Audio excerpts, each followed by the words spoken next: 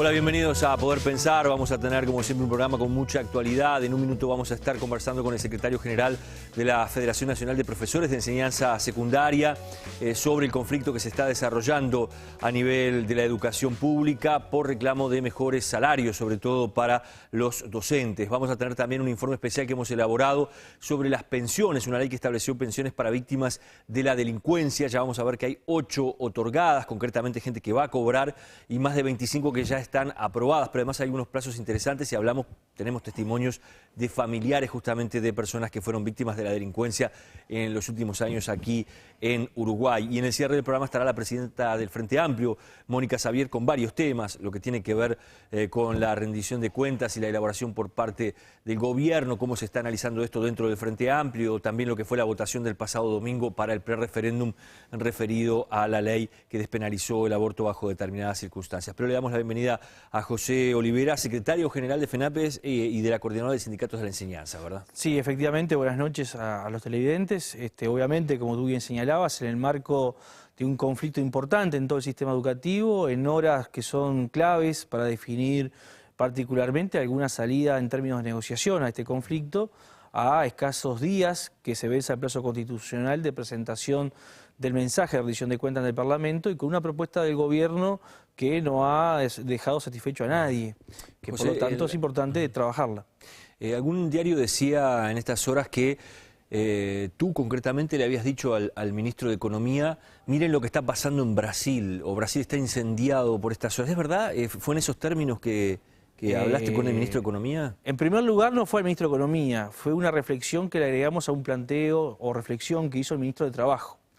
Cuando nosotros hablamos del grado de conflictividad que estábamos teniendo en la educación, que entendíamos que había que encontrar una salida negociada al conflicto porque creemos en la negociación colectiva como un instrumento válido para encontrar en momentos de conflicto una salida, el ministro de Trabajo nos responde: bueno, eso es relativo, porque las encuestas nos dicen que estamos ganando las elecciones, que tenemos el 45 o 46% de intención de voto. Si la elección fuera mañana, ganaríamos en primera vuelta. Y nosotros le dijimos: bueno, pero eso es un dato de la realidad. Ahora, hay otros elementos de la realidad que dicen cosas distintas. ¿Brenta les dijo eso, un argumento político en esa reunión? Efectivamente, esto fue así, en estos términos que estamos planteando, y le dijimos: ¿quién pone en duda que en Brasil ganan las próximas elecciones Dilma Rousseff? Creo que nadie lo pone en duda, por lo menos las encuestas es lo que dicen. Sin embargo, hay una realidad social concreta que hoy está estallando dentro de este país. Entonces, ese fue el término que utilizamos. ¿No fue un carácter de amenaza como se ha manejado en algún momento? Bajo ningún concepto. Yo creo que acá hay una intencionalidad por parte de algunos actores del gobierno de tergiversar lo conversado en esta reunión, de buscar un elemento que además desvía la atención de lo central que estamos discutiendo en este momento y donde obviamente no hay similitudes entre una realidad y la otra. Lo único que hicimos fue aportar al ministro ante esta respuesta casi irresponsable, porque si el gobierno va a gobernar o tomar decisiones políticas solamente en función de las encuestas, nos creemos que se está comiendo una buena parte de la realidad. Fue agregarle que había otros elementos de la realidad que también preocupan y que deben ser tomados en cuenta, como es el tema de la conflictividad que hoy tenemos en el sistema educativo. Contámelos más textualmente que puedas, ¿qué les dijo el gobierno en esa reunión donde estaba el ministro de Economía, donde estaba el ministro de Trabajo, entre otros? El gobierno dijo 2 o 3 cosas que para nosotros son claves. Una, que esta era la propuesta única que podían hacer. En buen romance es esto o nada. Segundo término, dijo que bueno, había una situación país que no permitía desde la visión del gobierno atender otras prioridades o aumentar esta prioridad, en definitiva.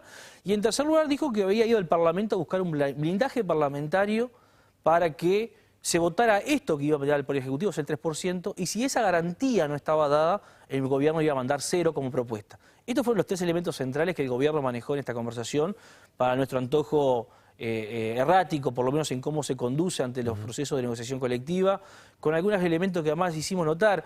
El mismo lunes a la tarde, ante un malestar generalizado que generó el comunicado de Presidencia de la República, luego del Consejo de Ministros, nosotros intentamos conversar con algunos actores del gobierno. Todos nos dijeron lo mismo: no vamos a adelantar ningún planteo, esta es la resolución del Consejo de Ministros, no adelantar nada, mañana serán informados en esta reunión. Sin embargo, en horas de la noche, varios portales informativos ya tenían exactamente la misma propuesta y el mismo planteo que el gobierno iba a hacer. Por lo tanto, creemos que esta forma errática de manejarse no es prudente, no es responsable y muchas veces contribuyen a entorpecer los diálogos que son necesarios en este momento. Desde la bancada del Frente Amplio, en diálogo con algunos legisladores, a Poder Pensar le han dicho, nosotros a la enseñanza o los gremios de la enseñanza le hemos ofrecido durante esta administración prácticamente un 23% de aumento real por encima de la inflación. Eso es algo que está firmado por la ANEP y los gremios. Ya se ha entregado más de un 18%. Y los gremios esto lo tienen claro. ¿Por qué entonces se desata, digamos, un conflicto tan intenso cuando ustedes habían firmado esto al comienzo de esta administración de Mujica? Dos elementos bien concretos. Uno es, ya en el 2005, cuando comenzamos a discutir con la primera administración frente amplista este tema, nosotros pusimos arriba de la mesa la plataforma de media canasta básica familiar como salario de ingreso para los docentes y los funcionarios. Sobre una discusión que esto iba a llevar por lo menos un proceso de 15 años. Esto éramos muy conscientes y que en ese proceso lo importante era ver en cada periodo de gobierno cómo se contribuía al mismo. Segundo término, cuando se habla del 22% o 23% de aumento real en el periodo de la administración Mujica, estamos hablando de un porcentaje de aumento de la masa salarial global, que no se traduce esto en aumento general para todos los trabajadores de la educación. ¿Cómo quiere decir esto? ¿Qué quiere decir esto? Que heredamos de administraciones anteriores un conjunto de inequidades salariales sobre las cuales corregirlas el gobierno nunca se planteó poner más dinero, sino que tuvimos que asumir los trabajadores, producto de la redistribución interna de esos aumentos, cómo solucionamos esas inequidades. Pongo un ejemplo bien concreto. Definición política, la escuela de tiempo completo.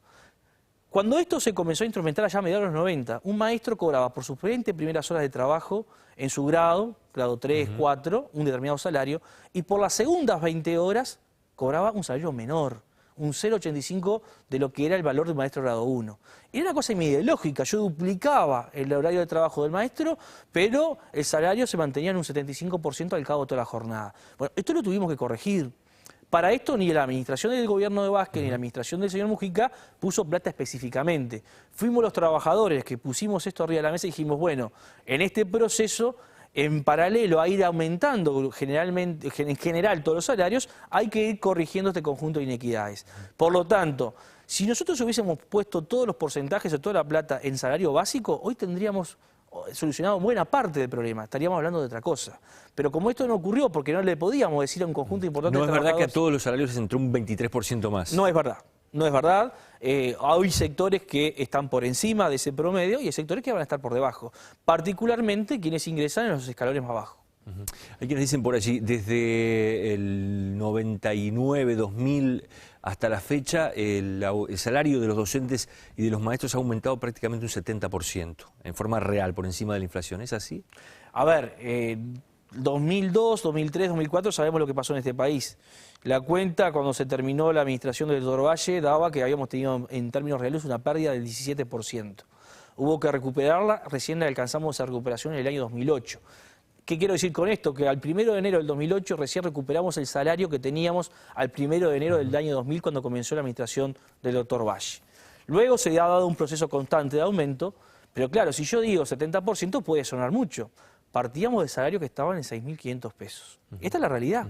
El presidente Mujica ha hablado en estas horas, en una nota que se le hizo en Canal 4, sobre los reclamos de los gremios, en particular de los docentes, y utilizó una frase por allí: va a haber que grabar, dice, las conversaciones que se tienen con los sindicatos, dando a entender como que a veces se salen a decir cosas que nunca planteó. Bueno, yo no tengo ningún inconveniente que se grabe las conversaciones, porque si es un elemento de transparencia para todo el mundo, bienvenido sea.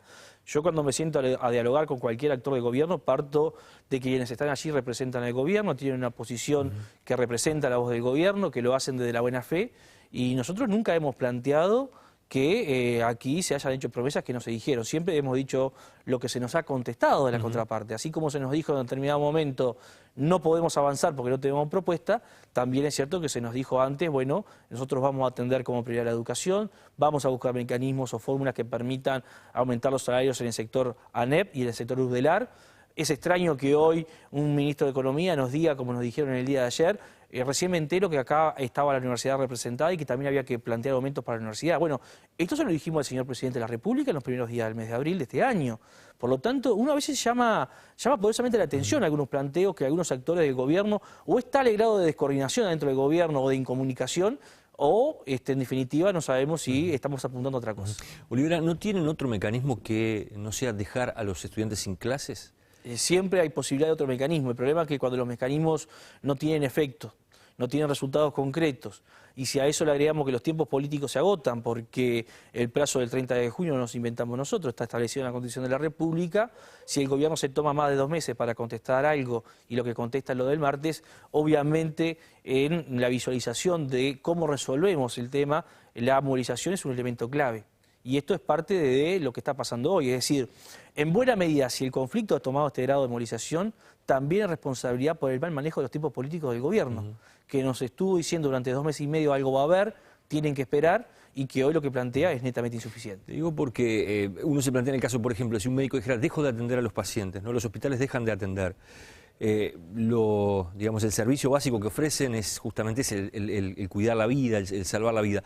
Ustedes, el principal valor que tienen en sus manos como docentes es dar clases, es la instrucción a los alumnos. Si cortan eso, ¿no pierde sentido lo que es, digamos, el fondo de toda esta historia? A ver, con cierto grado de responsabilidad y apelando a una práctica histórica de los trabajadores de la educación, yo quiero recordar que aquí hubo 2 huelgas en la educación, 89 y 93. Gobierno Colorado uno, Blanco el otro.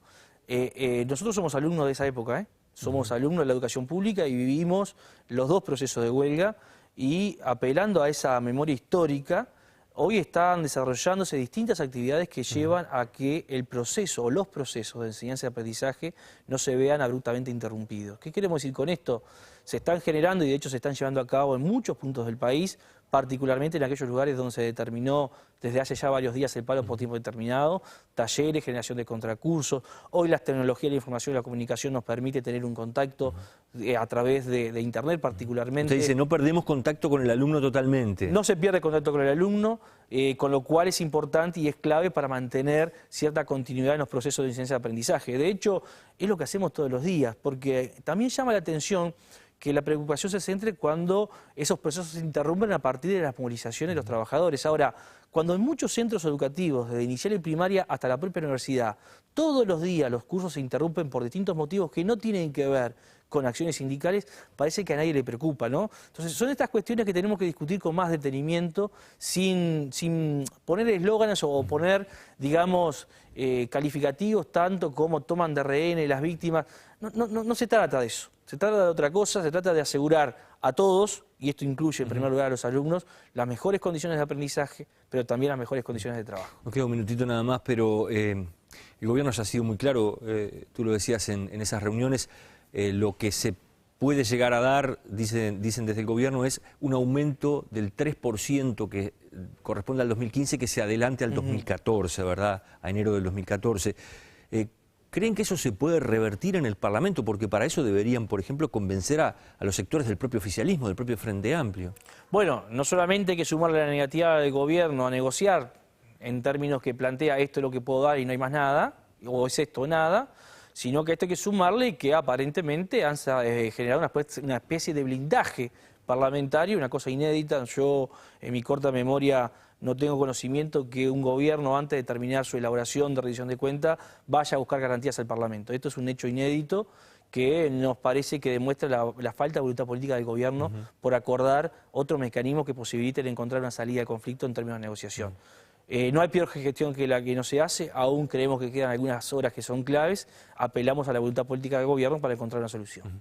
Le agradezco mucho que haya venido. Bueno, veremos a ver qué es lo que pasa con esta situación que tiene a los liceos de Montevideo, de San José en un principio, que han ingresado a la huelga general, y a esto se puede seguramente sumar algún otro liceo o todos los liceos del país, y el gobierno que tiene plazo hasta el domingo para presentar la rendición de cuentas en el Parlamento. Gracias por venir. No, gracias a ustedes. Nosotros nos vamos a la pausa, después vamos a ver el informe especial sobre las pensiones que se están dando y los testimonios de familiares de víctimas de la delincuencia aquí en el Uruguay. Ya regresamos.